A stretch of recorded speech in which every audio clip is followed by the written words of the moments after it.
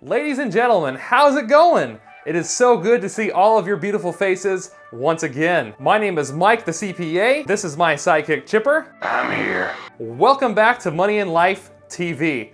I am so excited to be talking about this topic with you today.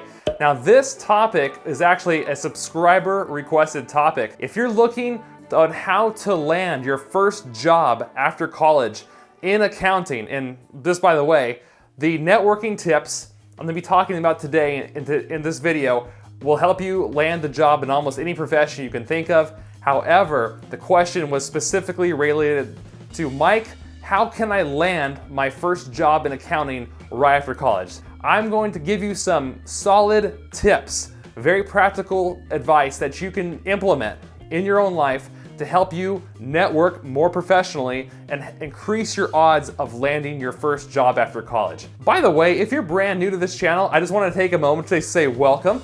Now, usually on this channel, we teach people things like personal finances, investing, taxes, and more. But also, just so you know, we produce career videos such as this one. So if those are subjects that sound interesting to you and that you would like to learn more about, highly consider subscribing. And you can do that just by hitting that red subscribe button down below. I remember when I first got out of school, or when I was in school, I was like, man, how the heck am I gonna land a job? Because when I would go online to look at job postings, every single employer wanted experience.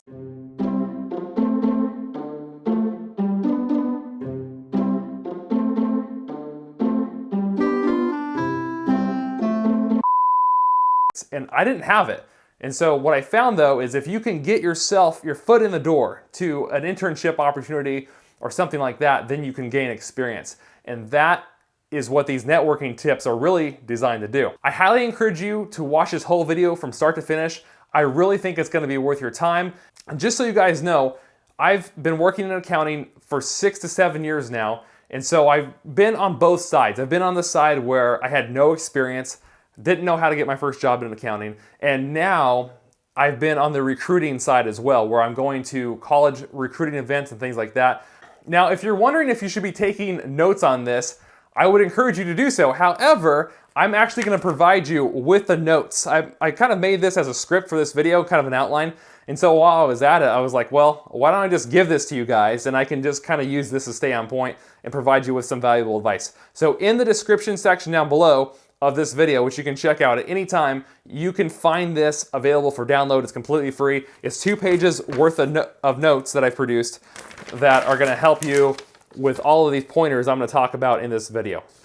All right, guys, let's talk about professional networking. And specifically in this video, I'm gonna talk about networking at events like a career fair or like a college event on your college campus.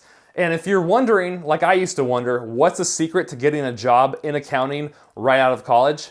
The secret is what you're doing right now while you're still in college. And one of the big things is networking at career fairs. Now, often schools or universities that you attend will have career fairs. Sometimes they're accounting specific, but often they'll have accounting and finance jobs where you can go to them, usually during the evening, and they'll bring in a lot of employers throughout the area that you can meet, that you can be introduced to, network with, etc., to help you land a job. So that's the kind of networking I'm going to be talking about today, is to help you get even better and more professional when you go to those events, so that you stand out as somebody that they want to hire as an intern, or somebody that they're going to keep in the back of their mind wondering, hey, when they graduate, we want them. We want to be contacting them for an interview. So the first question is, well, how do you even find out about these events? Where do you find out?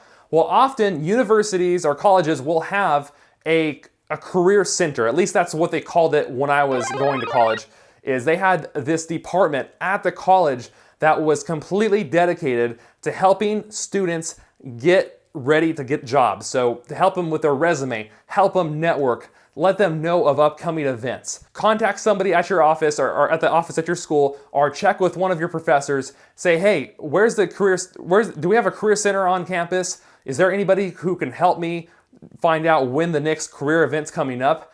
Get plugged into that and use their resources. And usually, even if you're an alumni, because I even used those after I graduated, I could still go back anytime I wanted, and they would still help me with my resume, practice interviewing, etc. with those kinds of things. So really utilize it. It's there for you, and it makes colleges look good when they can say, hey, if you come to our college, guess what? We actually are able to get students jobs. That makes them look really good, and they want to help you. So find out where the Career Center is on campus. That's tip number 1. Okay, let's talk about tip number 2. When should you start networking? At what point in your college career should you start going to these events? My suggestion to you would be no later than your sophomore year. You'll say, well, Mike, isn't that too early? Well, I'm not even going to be ready to graduate. That's okay, because the people who go early on in their sophomore year have more time to develop relationships with those recruiters, the companies that are coming to those job fairs on campus or off of campus. Doesn't have to be college campus specific here, guys. But they'll give a chance. If you go there starting off young and early, you're going to have more of a chance to get to know them. And you're going to be able to build up a relationship with them over time. Because often the companies are going to send the same people every single year to those events to see who they're looking to recruit.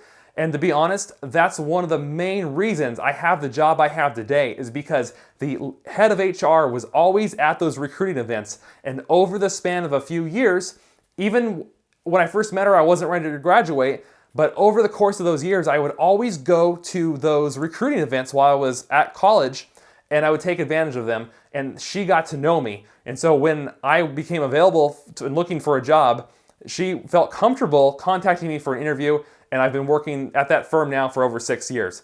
So start networking early. That's one of the best tips I can give you. Okay, let's go to the next one.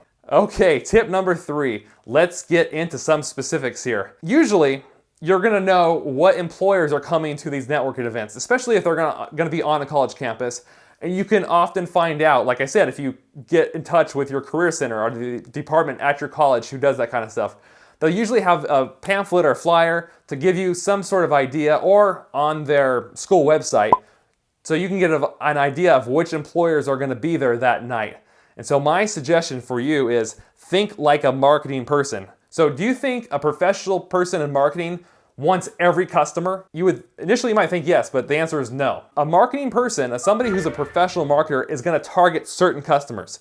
And so what I'm trying to say here with your approach to networking, if you know ahead of time which companies are gonna be coming to that career fair, do your homework. Pick your top 3 companies you wanna talk to that night.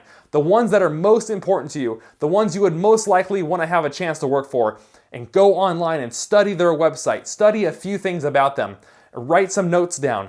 And so that when you come to that career fair, you are prepared.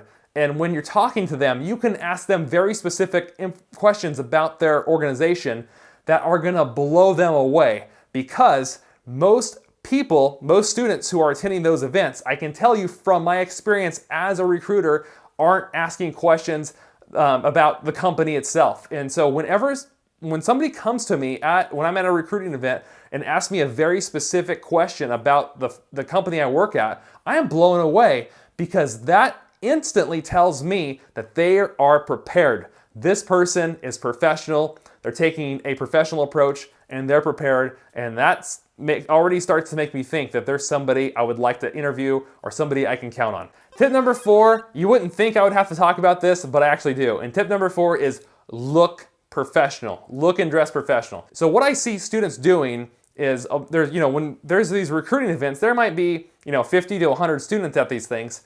And if somebody is underdressed for the event, so let's take a guy for example. Think of what's the most professional look a guy can have. What does your mind go to? And if you're like me, you're usually thinking a guy in a suit and tie, right? Suit and tie, that is the full gamut of professionalism for a man. But often, now let's say another guy walks in the room and he's wearing black slacks, but he's wearing a polo. And then now he's standing next to the guy in the suit and tie. Well, instantly, as a recruiter or somebody who's looking for potential candidates, I'm thinking that the guy in the suit and tie is better prepared. What I'm saying here, guys, is don't let the way you're dressed diminish your odds of landing an internship or an interview. I know things are much more relaxed these days, especially with millennials. I love wearing loose and relaxed clothes. However, when you're attending these networking events, make sure you are dressed for the occasion. Look and dress the best as possible. The more professional you look, the better your odds will be of you getting an internship or an interview in the future with these companies. Tip number 5 is bring your resume. Have it on you, have it with you. Have cover letters with you. If you have letters of references from your teachers or whomever you've worked with in whatever capacity, doesn't have to be accounting, right? Whoever can vouch for your work ethic, your hard work ethic, why you might be valuable for their company, have those materials on you when you're attending these career events. It will really help you. And if you don't have it on you, like physically, keep a couple copies in your car while you're looking for a job so that you're always ready. You are always prepared. And that's because that's what recruiters are looking for. They're looking for somebody who's professional and somebody who prepares, because they know a person who prepares is probably going to be a very valuable employee to their organization. Hey guys, thank you so much for taking time out of your day to watch this video. Sorry I had to cut it a little short. Life and work just got a little too hectic. So I'm going to release part 2 most likely sometime next week, and it's going to have the last 5 tips. So be looking for that coming up. Now, I hope you guys found these first 5 tips helpful. I would love to hear of the 5 tips we discussed today. Let me know in the comment section down below which one you are most excited about. Which one do you think you're going to implement first to help you land an interview, or just to help you when you're out and about at a career fair. I can't wait to see you guys next week in next week's video, because we're going to get into the nitty-gritty of some of the questions recruiters may ask you, and some of the questions I will suggest that you ask them to help you stand out when trying to land a job. As you guys know, I have a whole series of videos on public accounting, taxes, investing, finances, etc. So make sure to subscribe if you have not already. Share this information with a friend, especially somebody who's trying to go into accounting. And I will see you guys next week. Love you guys. Live life uncaged.